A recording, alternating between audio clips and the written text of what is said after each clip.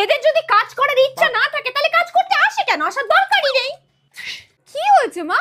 আজকে তো এত বছর কাজ করছে, কেউ বলতে পারবে আমি কোনোদিন কাজের লোকের মতন করে কথা বলেছি? আরে বলবে তো, কি হয়েছে? এত সিরিয়াস হয়ে গেছো কেন? দুদিন আগে আমি বাপের বাড়ি গেলাম তো চম্পানটিকে বলে গেলাম সব গাছগুলোতে ভালো করে জল দেবে, কোনোটাতে জল দেয়নি। আমার পটল গাছগুলো সব পটল তুললে কিনা। আর কালকে বললাম সিঁড়িটা ঝাড় দিয়ে মুছে দিতে, বাড়িতে গেস্ট আসবে, আমাকে মুখের ওপর বলে দিল যে বৃহস্পতিবার ছাড়া সিঁড়ি নাকি মোছার সময় নেই। আর আজকে বললাম এই প্রেসার কুকারটা এক্সট্রা পড়েছে একটু মেজে দিতে, মুখের ওপর বলে দিল মাজতে পারবে না। তবু আমি ভাবলাম হয়তো মেজে দেবে, তারপরে গিয়ে কি দেখি জানিস, মাজেনি। এই আমি মেজে নিয়ে এলাম। এই সামান্য বিষয় নিয়ে এত রিঅ্যাক্ট করার কি আছে? না না, তোর বাবা আসুক, এর একটা বিহিত আমি করব। তুমিই তো বেশি ভালোবেসে বেশি মাথায় তুলেছো। না রে, আমরা কাজের লোককে তো কাজের লোকের মতন করে দেখি না, আমরা তো নিজের বাড়ির লোক ভাবি। এবারে আমি খুব রেগে গেছি, খুব সিরিয়াস হয়ে গেছি। দেখ কালকে আমি ছাড়িয়েই দেবো। হ্যাঁ মা তো মনে